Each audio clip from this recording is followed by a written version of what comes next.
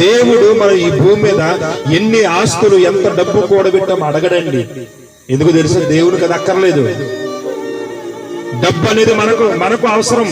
బంగారం, ఆస్తులు, పాస్తులు, ఇండ్లు, ఇవన్నీ ఎవరికి అవసరం అండి? మనుషులు మనకు అవసరం. దేవుడికి అక్కర్లేదు. దేవుడు మనల్ని అడగడు. నువ్వు భూమి మీదకి వచ్చి ఎన్ని ఇల్లు కట్టావు, ఎన్ని స్థలాలు కొన్నావు, ఎన్ని ఎకరాలు కొన్నావు, ఎంత డబ్బు కూడబెట్టావు, ఎన్ని బంగారు, వెండి, ఎన్ని కాసులు, ఎన్ని గ్రాములు కొన్నావు అని అడగడు దేవుడు. అవన్నీ దేవుడికి అక్కర్లేదు.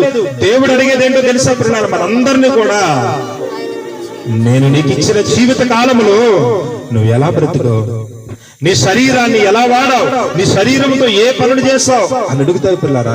దేవుడు లెక్క అడిగినప్పుడు ఆయన ముందు ధైర్యముగా నిలబడి, ఇక్కడ ఉంది కదా, క్రీస్తు న్యాయపీఠం ఎదుట ప్రతి ఒక్కరు కూడా ఏం చేయాలంట?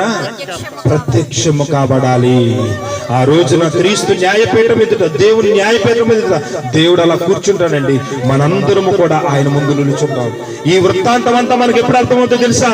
భూమి మీద ఉండగా మనిషికి అర్థం కాకపోవచ్చు, కానీ ఈ లోకమును విడిచిపెట్టి వెళ్ళిపోయిన తర్వాత ఒక రోజు అర్థమవుతుంది. అయ్యో, ఆ రోజు ఏం చేస్తారు సార్? గుండెలు బాదుకుంటారంట. ఏం చేస్తారు?